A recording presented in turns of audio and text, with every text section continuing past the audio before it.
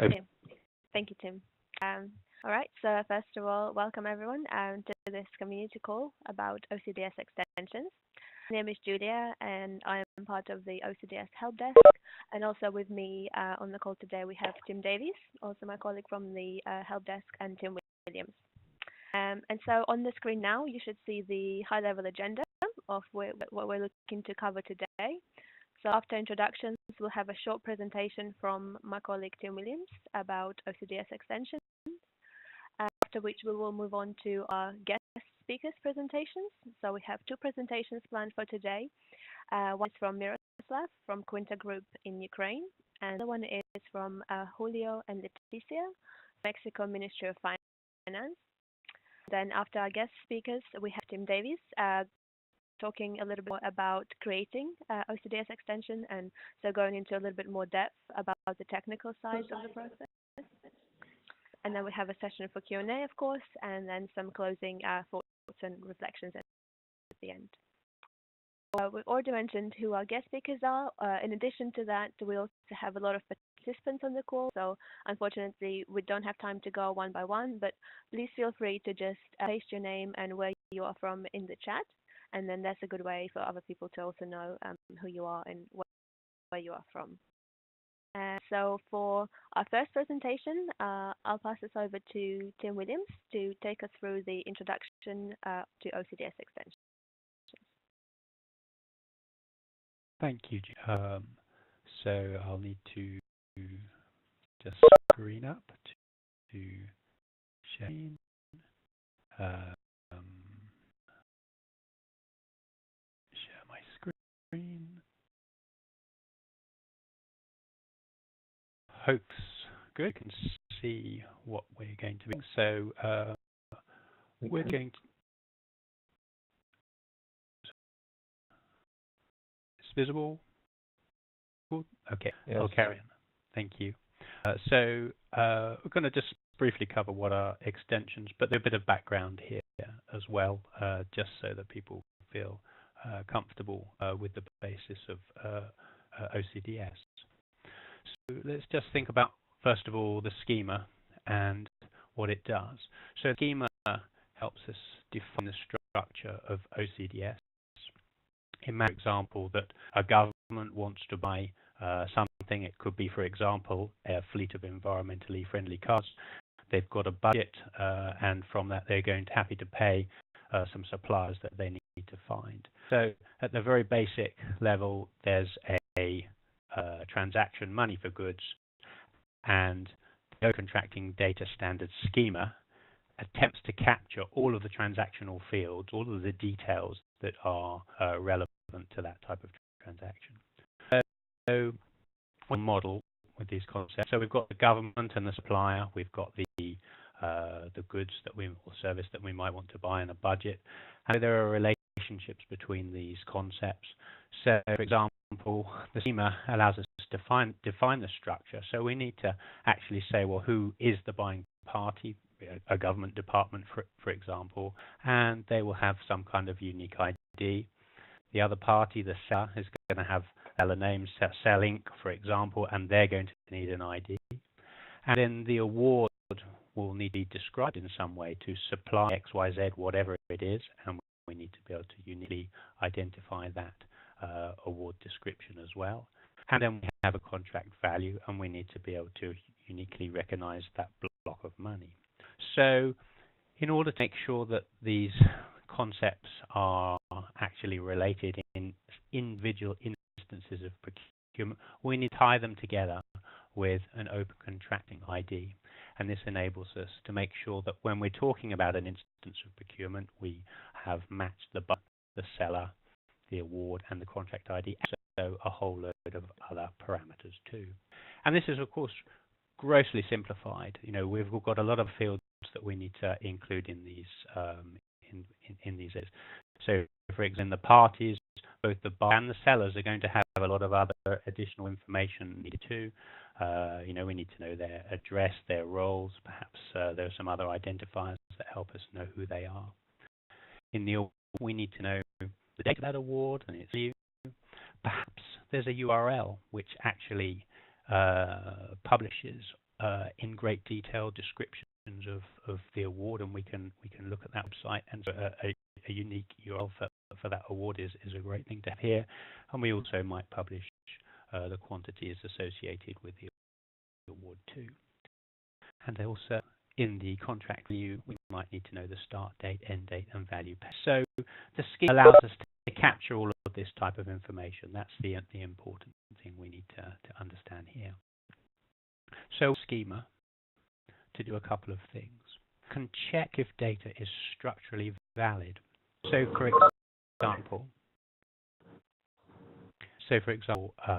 if the tree fields, they must be present. We need to make sure that these things are published.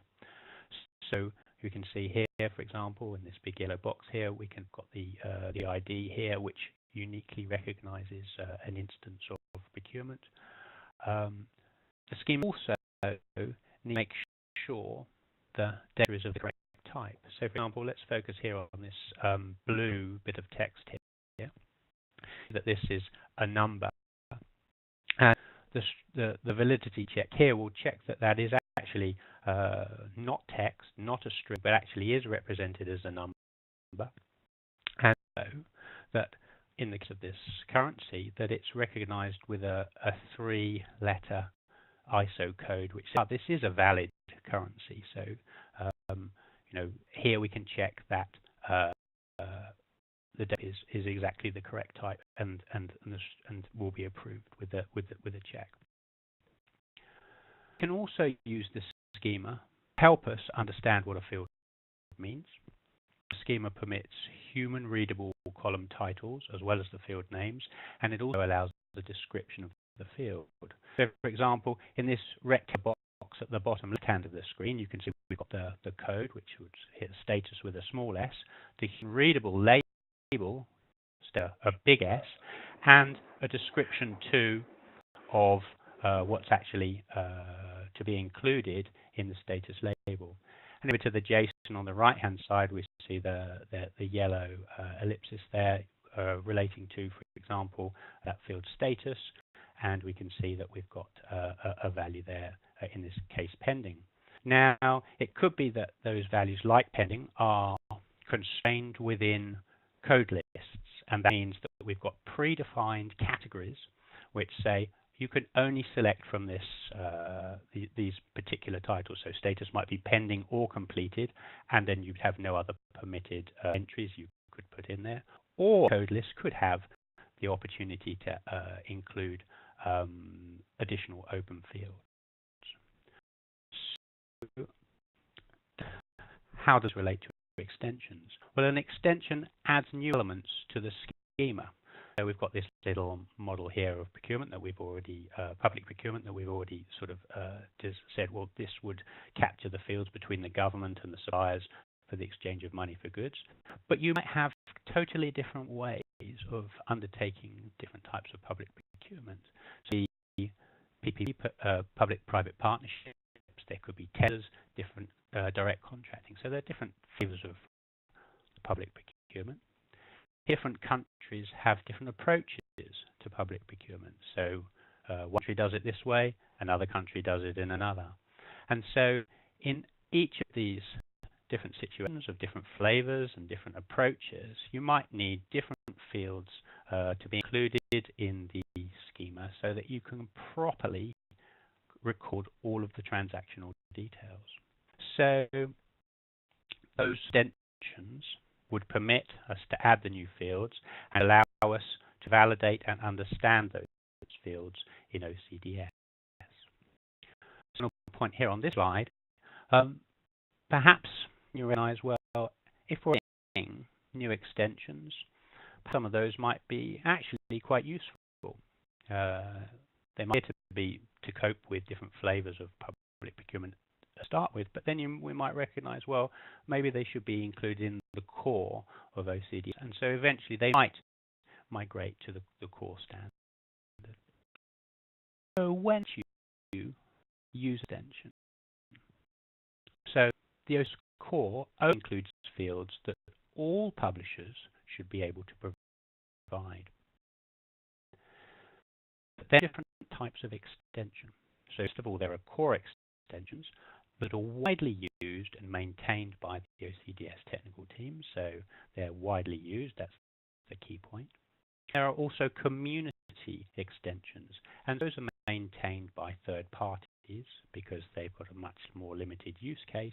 They're not so popular, if you like, simply, and so they're not maintained by the core OCDS. So that's when to use an extension. Let's consider how you might use it. And there are two scenarios that we've got here. So if they're pre-existing extension that covers a publishing requirement, that's great. You can use that. It's already there. And the way you might do that, and let's say this is a very simple level overview, you might add the URL of that extension to the extensions array in the metadata. So that means at the top of the JSON, there's a space where you can enter a URL. You can put in that website into that location, and that will mean that the JSON schema is going to recognize the existence of that extension and that you want to use it. You actually have to add the extension fields that you want to use, and then that will add the fields, and they will be usable in the schema because you've already added the URL to the extension. So it'll allow the validation that you need to make sure that everything's correctly validated, the data is the right type, and the data is understood in what it's supposed to be doing. It'll provide the description and the human readable label. So that's fine.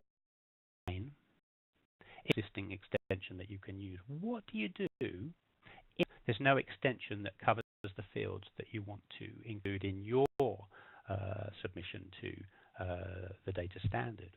Well, first option is to contact the help desk for support, and they may be able to direct you to what you might need to do.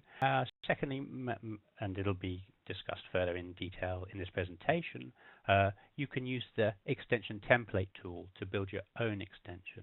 So that's an opportunity to submit the fields that you want to do, find ways to make sure they can be validated, and then submit them so that they exist as an extension. So that brings me to the end of the introduction. Hopefully that's a clear background to and how that relates to extensions, and my colleague will pick up from there. Great. Thank you for that introduction. So after this, we would like to move on to our next session. We'll have our guest speakers presenting their experiences and their learnings from creating and or using OCDS extensions. And as the first presenter, we would like to invite Miroslav from Quinta Group Ukraine, and we will just get his slides ready and share them on the screen. And then afterwards, Miroslav, please feel free to start.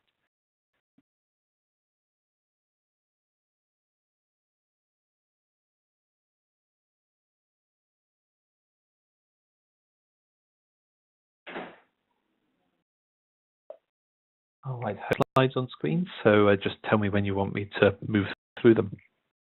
Yeah, let's start with the extension. So the open procurement software is the open source software behind the Prozoro e-procurement system, and it is powering business processes of e-procurement in Ukraine, and now starting to do this in other countries. And for the purposes of the e-procurement process, we had to extend OCDS, core OCDS standard significantly. And here is the first part of the list of extensions we had to implement. So I will say several words for these extensions, and this is MEAD. So we are conducting procedures that depend not only on the value of the procurement, but also on other non-price criteria. So we are able to weight leaders according to other criteria via the formula, and this extension captures extra information that conditions of a tender, and in bids the tenderers provide. Then I will skip some non-essential. So auction, we are conducting auction for every open procedure. As soon as there is competition, we conduct auction always. Thus, we are capturing extra information about an auction, where auction takes place, the URL of the auction, and I will provide this more details there. There's an extension for bids, since we are capturing information about all the bidders and all their bidding documents. And we are having complaints in the system again. In OCDS experts, we have information about how complaints was conducted, which moment, what documents were provided in complaints review process, etc.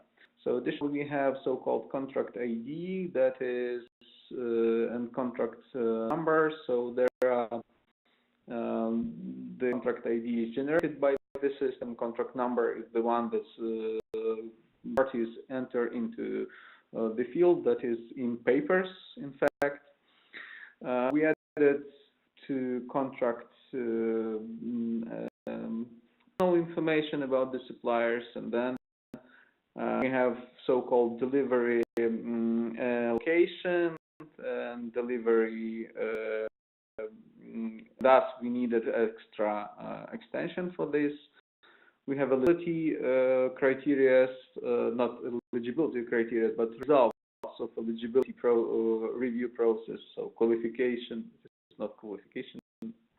It is the review process, and we have both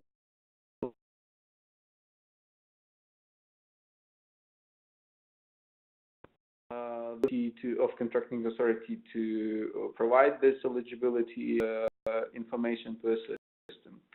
There is this Q&A mechanism that we are capturing questions and answers, questions from potential bidders and answers from contracting authority. The extension lets us capture information about the guarantee requirements of the vendor. So every bidder should provide this guarantee, and we have this in structured form. And lots is extension providing us ability to group line items of a tender into lots and conduct independent auctions in the independent awarding process in the same tender in individual lots. Can we switch to the next slide, the third slide, please? These are extra extensions. So since we are capturing more than just open tenders, so we have also negotiation procurement procedure, and this negotiation procurement procedure has extra fields to be captured, and this is captured in negotiation extension. We are differentiating between different procedures, and to be able to see which procedure, which tender object in OCDS export is which OCDS tender is which procedure. We are providing this extra field, procurement method details, that is listing just signaling this information. Qualification is information that is captured during pre-qualification process. Shortlisted firms is this thing for selective processes that we conduct. We have added unit code, so-called unit code, that is addition to 1.0 OCDS that allows us to strictly control which code, which unit is which, to compare apples to apples. And also we have value-added tax information captured in a value of the data that we compare, to be able, again, compare apples to apples, and values with text, with values with text, etc. So to show a bit how one of our extensions look like, on the fourth slide.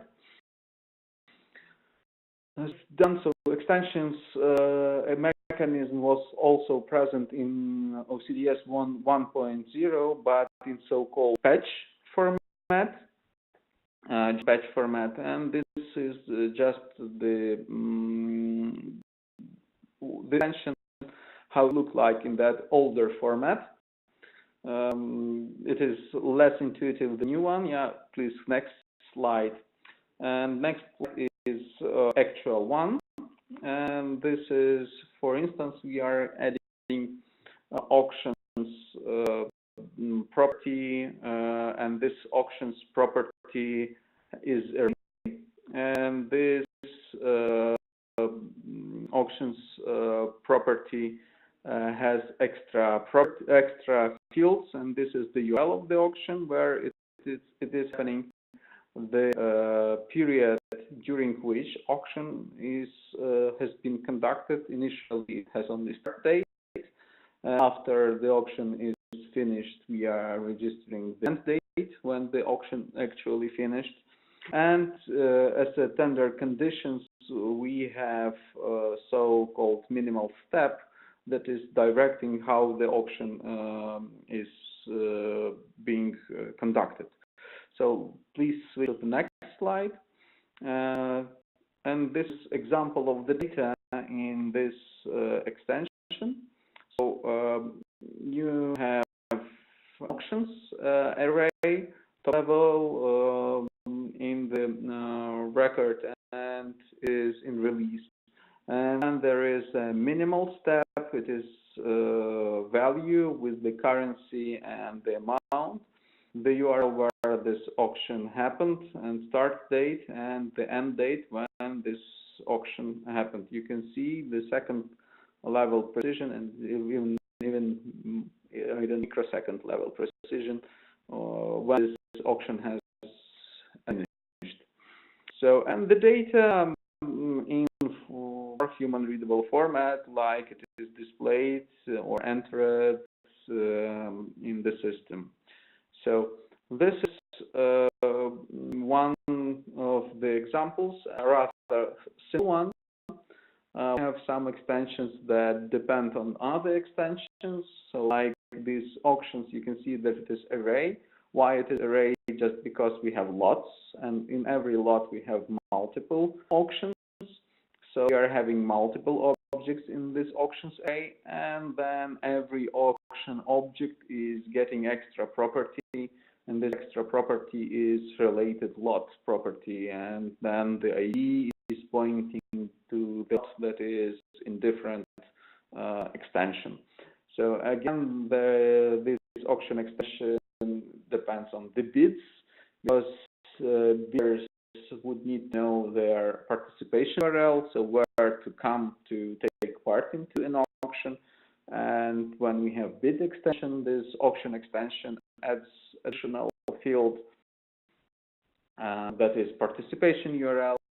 And when there is combination bid, auction, and lot, then we are getting yet another level of complexity because every bidder is getting multiple participation URLs in auctions in every lot.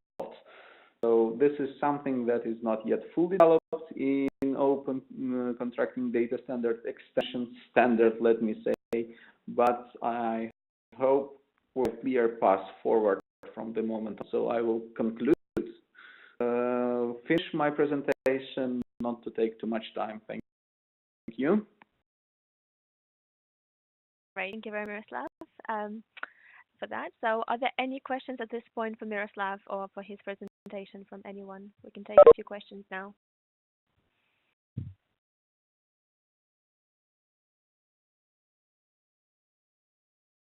Please feel free to use you want to type your question there rather than ask by audio.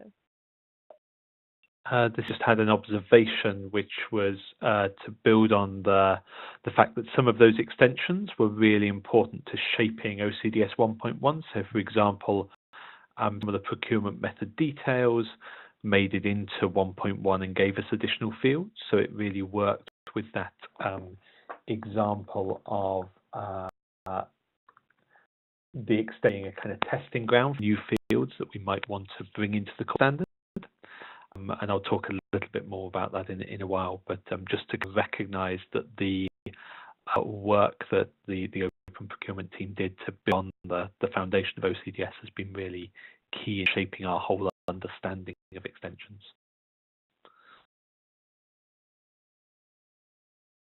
Yeah, that's a very good thing. Other comments or questions from anyone else?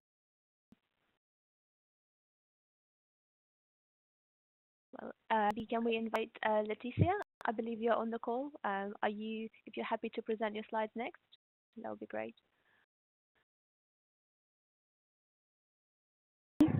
Hi.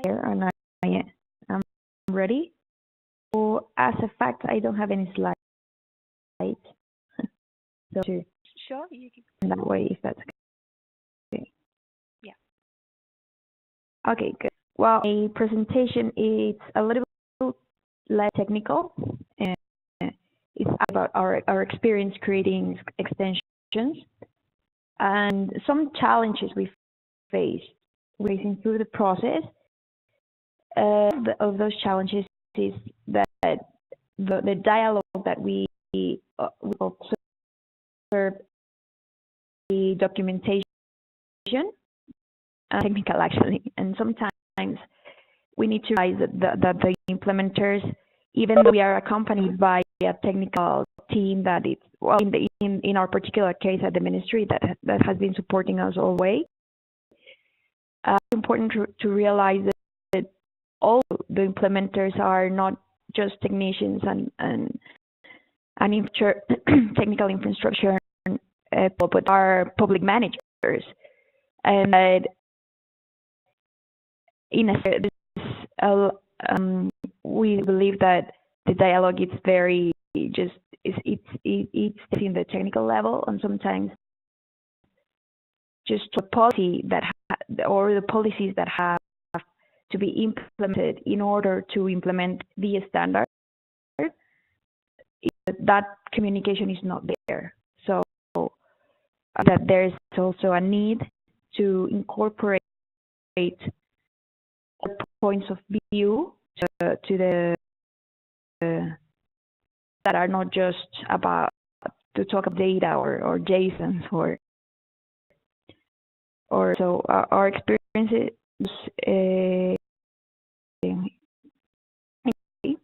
Once we had modeled all information that we had into data to fit the standard, we realized that important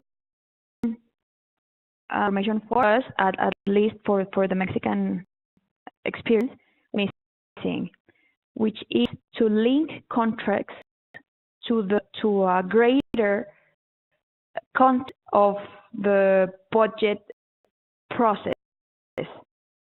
What contracts are just there as they want or governments want them to be, but they are there to answer some needs of projects or investment projects and programs. So governments, we may have an annual budget to social needs. So a program that wants to aim others or working parents in general, I need in order to complete that program, I need daycare or more doctors or more medicine, like to improve the health system in general. The programs need a lot of assets in order to work. So those assets are going to be hired. As we know, the government can't do everything from themselves, and that's why contracts exist. So what we realized is that imports of this linkage between direct linkage between contracts and needs of the programs and projects, investment projects that they were solving was not there. It's been for quite a few years now being also of the Open Fiscal Data Package. This is another data standard that allows government to express their expenditures through the different accruing moments among the different budget classifications as are like classifications of the international accruing system, being economic, the administrative, the funding, the financial funding. In English, I'm sorry, but something like that. And so we have a lot of data already disclosed regarding our budget, but in fact missing the information regarding the contracts supporting those projects and programs.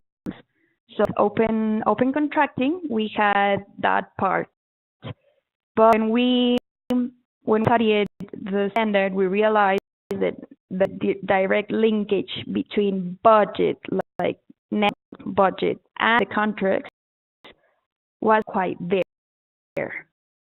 That was our first observation. So we decided, once we understood the extensions and the process to create extension, then and in that sense, the help desk has been very, very helpful.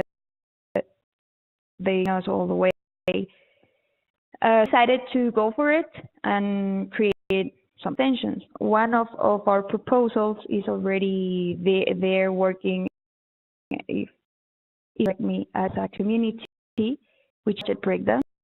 It was the first we tried to implement. And right now we are in the process of including 4 more extensions. One is the budget classifications that it's contained in budget breakdown, and about especially the classification that we're talking about. Not all the countries publish the budget classification in all countries publish their budget expenditures in 3 classifications. Usually just use one. So wanted to add this extension in order to fit of any country that would like to engage between contract and budget. The classification that they are currently using without getting into any more trouble. The other one that we are currently also working on, its contract data. We realized that some of the monetary terms of the contract, the information about them was not. We wanted to express a little bit more of it because we have several characteristics in our contracts that we believe that are not exclusive of the Mexican context, such as the multiple year. Some contracts, such as infrastructure, like big infrastructures like highways or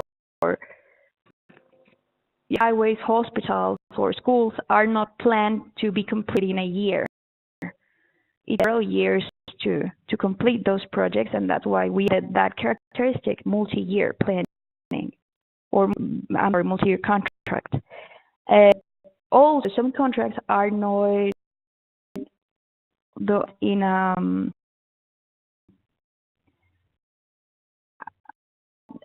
beginning, especially here, if we're about services, they don't have a fixed rate. We have a maximum values for contracts, not just for tenders. And there is because services that are not used throughout a year. For example, cleaning or maintenance. In this, there are less workers, institutions because of the holidays. Practically half a month is empty. So maybe less cleaning is needed. So you're gonna pay or $1,000 for the month because you are not using all the workers that the enterprise can hire. You are just using half. So we have a minimum value that is stated in the contract that, depending on the amount of work that the enterprise provides, you are good. So in December, you can pay a minimum value. But maybe there might be another month, like for example, and it's not an isolated case for us. In September, we had an earthquake. So that requires a lot more of maintenance or cleaning, and maybe to duplicate or triplicate your working force, well, the enterprise, in order to satisfy the needs of them that is contracting them, but not charge whatever you want. You're going to the maximum value, even though you are hiring more workers. It's in your contract. It's state that the government can pay a maximum, and you agree to that. So if of the contract, you a total value, a total amount that has been that was paid.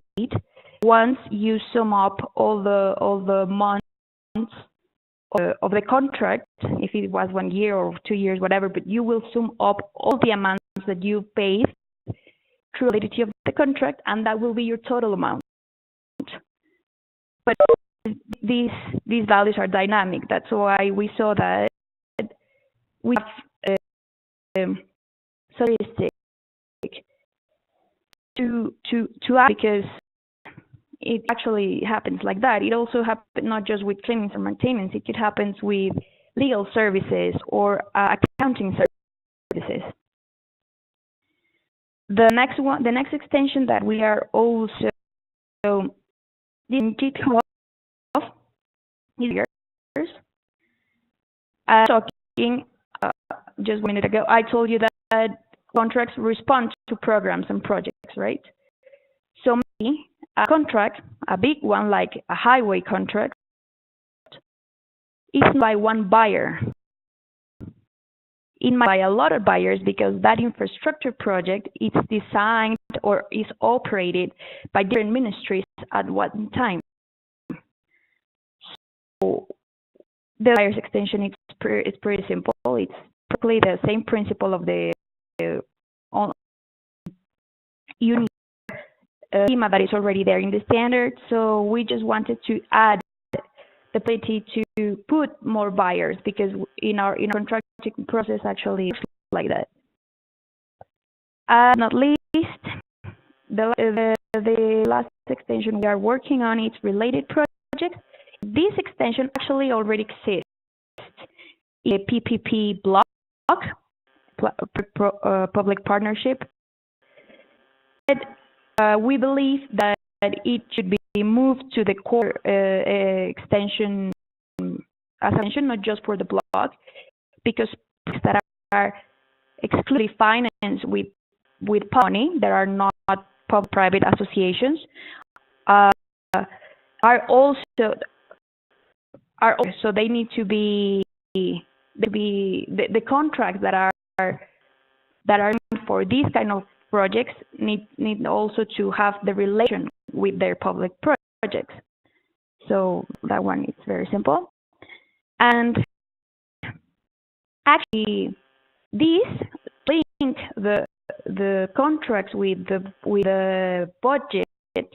National budget has allowed us to show information, and right now for actually open contracting is working.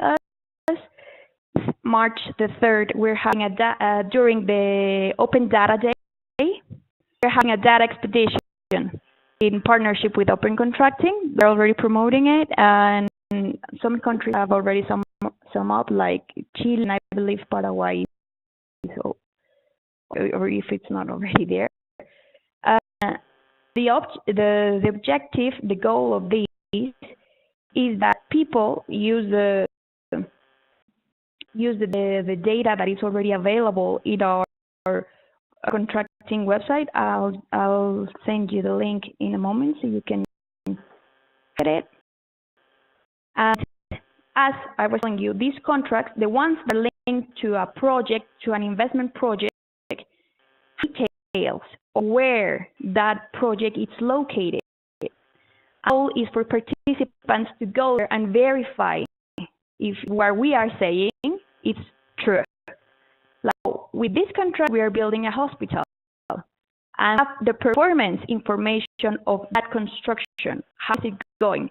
Well, on the day that maybe that hospital is the physical advance is 50%. The final advance is that we have already paid all 50% of the money that was programmed. It have a lot of data there, and the object is for participants to go there and tell us whether it's true or not. Like, oh, yes, it's true. Well, it looks like kind of 50 or maybe less or maybe more. Sometimes bureaucracy is not as the way the things are actually going on there. So maybe the reality can be even better or can be worse. We are asking participants to design some communication.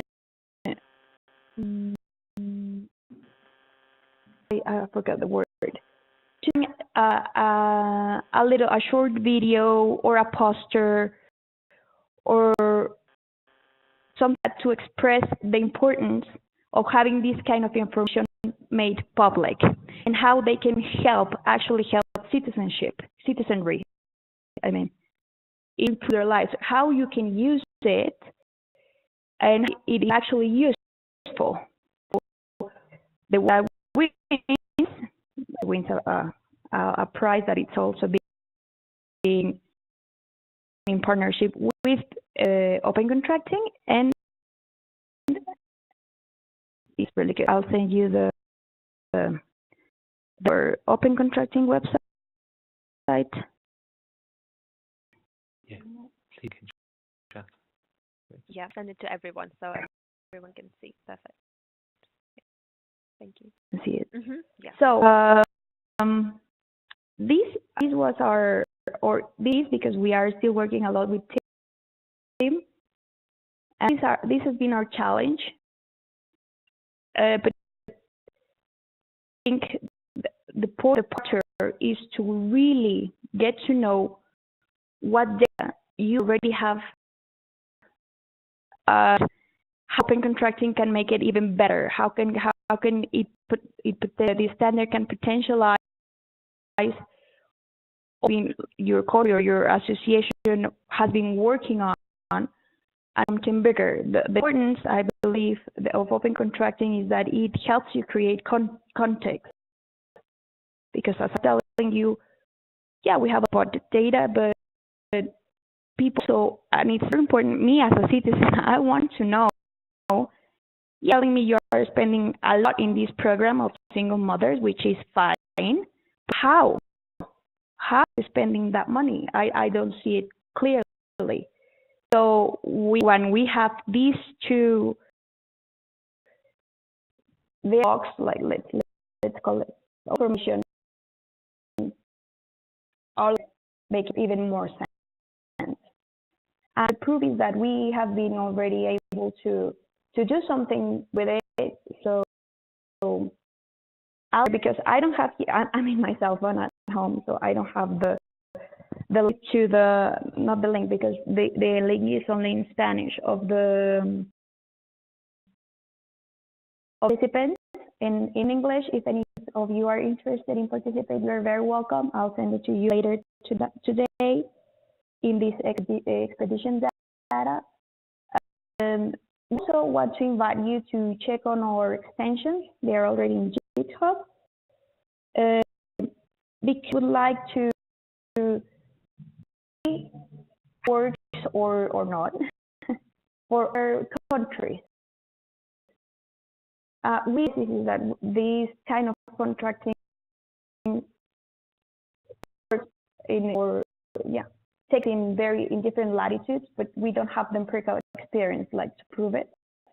So it's really good if interested in some of the things that I just talked about, and I'll leave you also my email if you want to get in touch directly with us. We would love to hear you you and on your thoughts. So thank you very much. I'll leave you my email in the chat. Perfect. Thank you very much, Leticia, for your presentation. So just for the purposes of sticking to the agenda, we'll continue now with the next section, and then if there are any questions for Leticia or for her presentation, we can take them in the Q&A session later. It's all right. But now I'll ask you over to Tim Davis to take us through the technical section of creating extensions. Fantastic, and thank you both Miroslav and Leticia for really giving us a sense of why extensions matter. Hopefully my screen is sharing and I'll run through with you the process of creating extensions. But to recap, as Tim Williams said as we started, OCDS and its schema and documentation provide is guidance on what to publish about contracting processes, but many times, as both of our authors have shown, you much more information than OCDS itself contains. And so we very much want to apply this idea of not throwing data away, but instead making OCDS data that's useful and usable and interoperable. So if you're describing auction processes, describing it in a way that others around the world can count their data into too. And that's all about working with the community to agree on ways to model data. Extensions are our way of doing that. Now, as Leticia has mentioned, we've often done that in quite a technically focused way, but our goal should very much be to have a shared conversation. In practice, where those extensions end up is in the extensions directory. Any of those community extensions you'll be able to find as part of the OCDS documentation, and also try and display them in line under the core schema that they extend. So hopefully people have seen the directory before, but if you're looking for extensions, that's where you go under the extensions menu. And as Tim mentioned earlier, these then get declared within data, and that's what enables the validator to apply extensions, report on their use, and check the structure of data against those schema extensions. Now, having the schema extension is important for that validation, but much more important is having a process of creating them. So I'm going to jump back to the structure later, but I'm going to take us through the 4 steps of creating an extension. And we think of these as the 4 Ds: discussion, development, documentation, and demonstration. First step of any extension needs to be around the discussion and the design. So as was mentioned earlier, first check how to come up with an extension for the additional information you've got. So, for example, exchange rates are something we've got an ongoing discussion about. A number of people have either been in touch with the help desk or in conversations have said they want to model exchange rates. And in the Open Contracting Issue Tracker at this level, which we'll also put in chat and share, you search for particular words and themes to see has there already been a proposal for an extension. So first bit, if there's a discussion, you can join. If there isn't, then it's to open up a new issue to describe what your need is and your plans, and to let others know you're thinking about creating an extension. Now, screenshot here. My example was relatively technical, but I think picking up on what I said earlier, the most important piece is to describe the data that you already have and the need for that data. What's the use case? Who's going to use this data, and how are they going to use it, and what are they going to achieve? Because understanding those is really key to designing an extension effectively. And I think we've learned a lot through working with some of the people you heard from earlier about the need to check we've got shared understanding start of the need for an extension and of the kind of data that it's going to model. Started the discussion. Another key thing to mention in the discussion is any timelines, because having good community discussions can take time to synchronize everyone, to get everyone together and talking. So if you're up against deadlines, then be clear about that in the issues you open, or if this is open-ended, let us know too.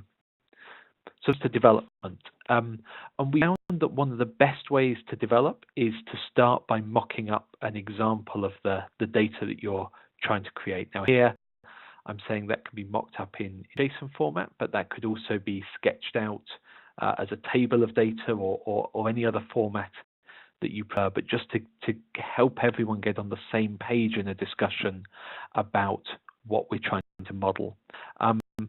Now, when we're seeking to create a community extension, our goal is not just to model one country's data, but to try and find how that can join up data from around the world. And we know that different countries store data in different legacy systems or have different practices.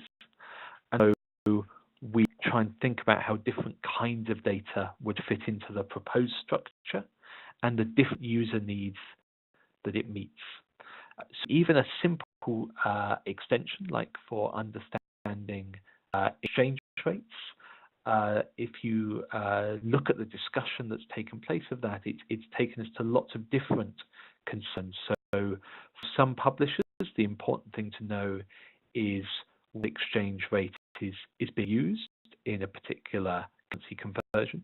For others, the more important thing is to know where exchange rate is set. Is it set in the contract? Is it set for market rate? Is it set by a particular margin on a market rate? And so mocking up data helps us have that conversation, helps us get to shared understanding. And we're always thinking about the users. Is the structure of data we're creating easy for people to understand and consume? And that comes down to both the way it's nested, but also the use of property names and field names. Are they self-explanatory or do they need complex descriptions to be understood? And lastly, we asked this question about whether the data is conformant. By that we mean that an extension should add to the schema, it should change or replace existing core fields. And that's really important, that extensions add extra data, they don't take anything away, and you should always be thinking about how someone who doesn't understand the extension or an application that doesn't consume data specified by the extension, how does that still get a meaningful understanding of the contracting process that's described? Development phase, once the rough model is identified and discussed, we have two possible tools to turn that into a structured extension itself that gives that additional schema. And we've got a template repository that you can clone and work with, or an extension creator tool that lets you see the existing schema, create your modified schema, and then it will create the JSON merge patch, the technical spec of the extension that you need. We've got a couple of conventions we follow when putting extensions together. So I won't go in these in great depth now, but they'll be here in the slides to read back over.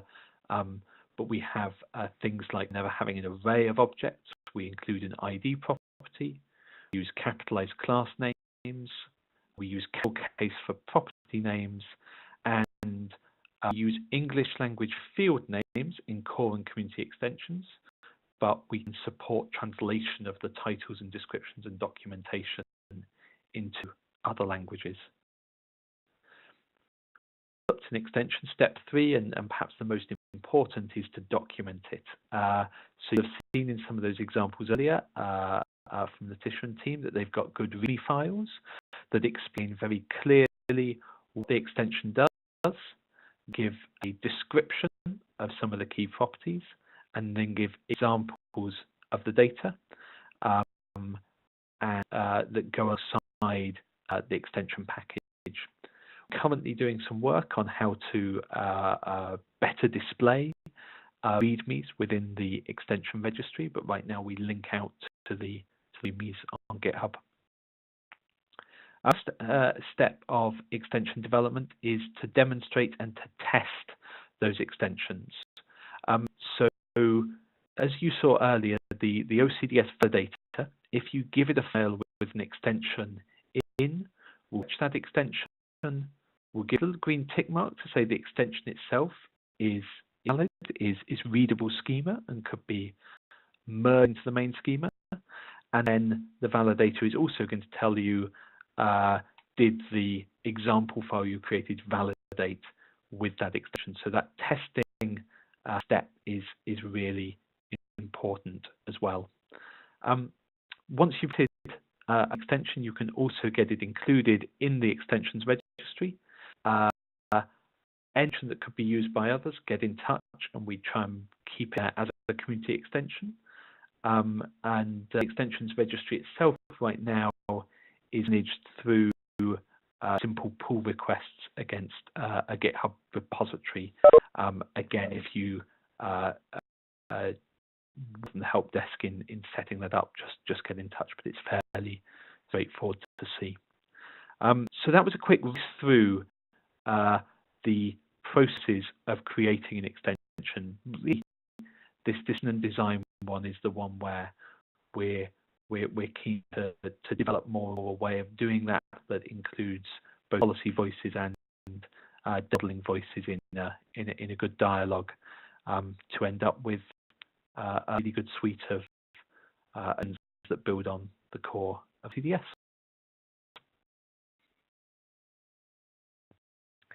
Great, Tim, for that technical deep dive into creating extensions. So we have a Q&A session, so I'd like to open up the floor to everyone with any questions to any of our speakers or our help desk members who presented today. So please to ask the questions now. Or share any you might have or any your experience of using extensions. If you're happy to share, please share it with us.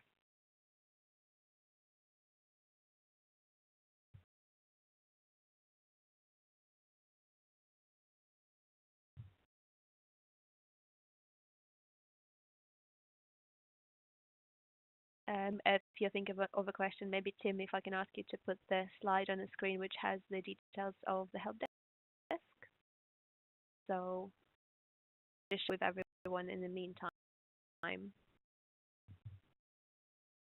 No questions at this point that you want to ask. These are the ways that you can see right now on your screen to contact us in the future. So we have a direct support mailbox, so data@opencontracting.org, which goes to the entire help desk team. We'll get back to you with any of your questions or anything that you need help with. And then into that, we have also a community mailing list, which is standarddiscuss@opencontracting.org. And this is just for communicating general news and updates on any OCDS, open contracting related news to the wider community. And also feel free to subscribe to it and also reach out to the community if you have any particular questions or you need advice on anything related to open contracting. And then a link to our GitHub page with some technical discussions, in particular also for creating extensions. This is a good place to go and to find some extra information. Still for questions, if anyone wants to ask anything, please feel free. Yeah. And then from Miroslav in chat around JSON patch and JSON merge, so a good technical question. And we switched, so in OCDS 1.0, we didn't have extensions fully described. We had a kind of rough worked example using JSON patch, which is format I've showed with add, delete, and so on.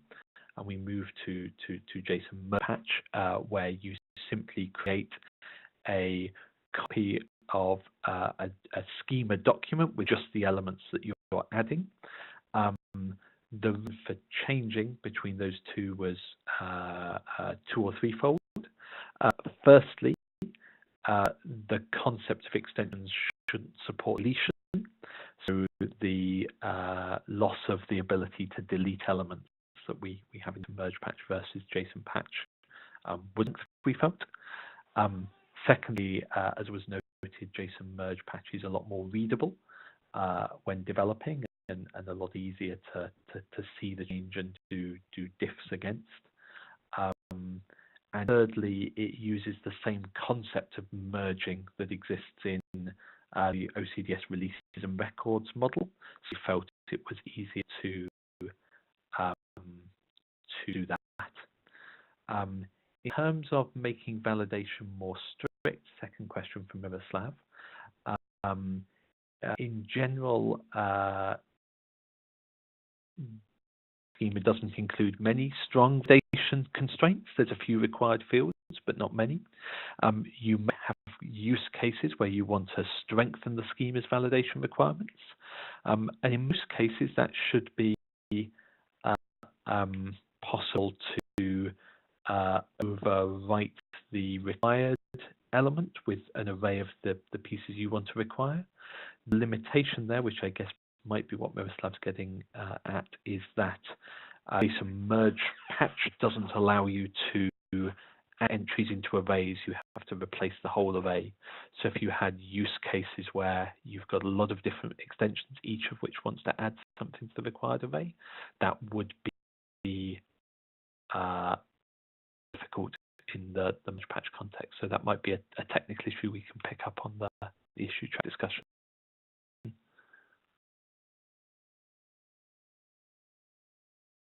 Is asking questions. I might pose a question to everyone on the call, which is anyone on the call currently thinking about or planning or wanting to work on particular extensions? Because it's really good to know what people have got in mind, or if there's anyone who map of needs that we might form future focus sessions on.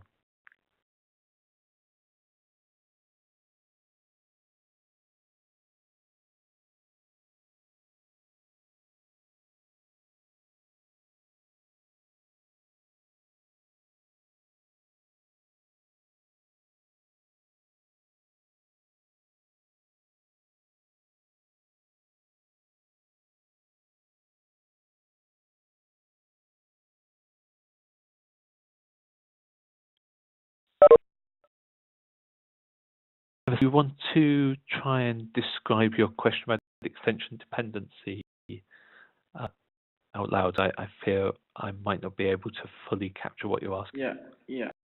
Let's describe a case when we have auction extension and lot extension. So originally we have neither extension of an auction nor a lot extension. Auction extension is bringing auction array, and lot extension is bringing lots array.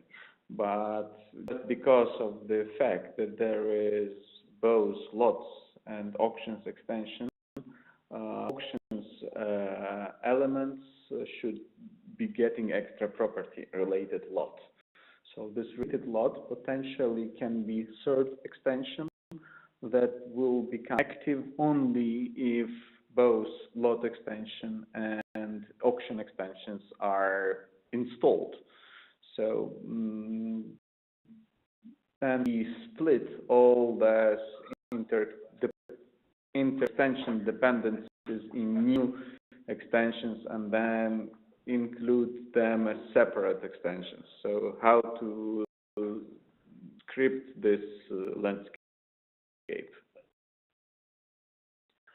Yeah, good question. So one of the things we're working on at the moment is updates to the extension registry and the metadata that will exist on extensions, so that it's now possible in an extension to declare dependencies. I'll see if I can just find an example in an extend.json file.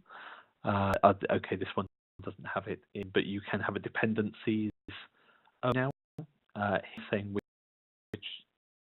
extensions a given extent dependent upon. At present, there's nothing implemented in the validation tooling to but it could be something that's worked on future. The conditional piece, I think, is more to work out how we describe that well. What we have done in the case of the PPP extension, for example, or the PPP file, is merge together lots of extensions into one connector extension that can then be included, so that you don't have to manually include lots of small individual extensions as you go through. So that's another kind of approach. Depend on the use. So that's one of the questions. So can potentially have something like extension profile or profile extension, and this extension in fact contains no extensions to schema, but contain dependencies, and then these via these dependencies include a set of other extensions.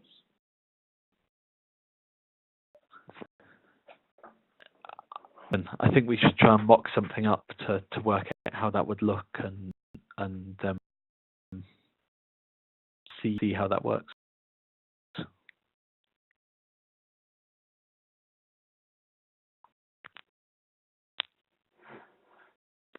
Do we have anyone on the call who is thinking about using extensions or creating their own extensions? Would like to share with us?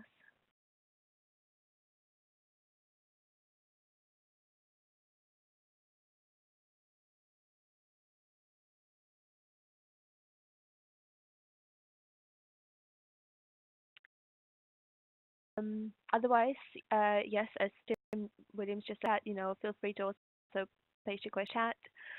And if there are no questions, just to start to close the session, I would once again encourage everyone to sign up to our mailing list, standarddiscuss@opencorrecting.org, where we will be sharing a link to the slides that we presented today, and also a link to the recording of the WebEx.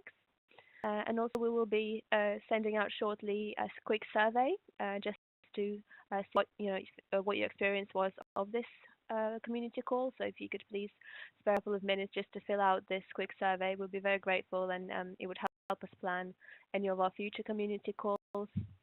And would like to, of course, thank everybody for participating in this call. Would like to thank our guest speakers, and would like to thank our participants for your time and contribution. Lastly, if anybody wants to also leave their email address or contact details in chat, just to connect to the people here on the call, please feel free to do so. Otherwise, sign up to the mailing list, and then you can be a part of the wider community that way as well. To everyone.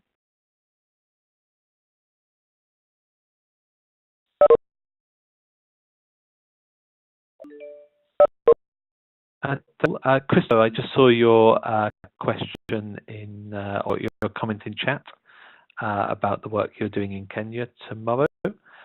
I definitely say what we've been presenting here is on the more advanced end of OCDS. So if you want to chat about some of the more foundational pieces of how OCDS can help, then just let us know. We'd be happy to either hang around a bit longer now, or to talk with you more separately, if that would be useful.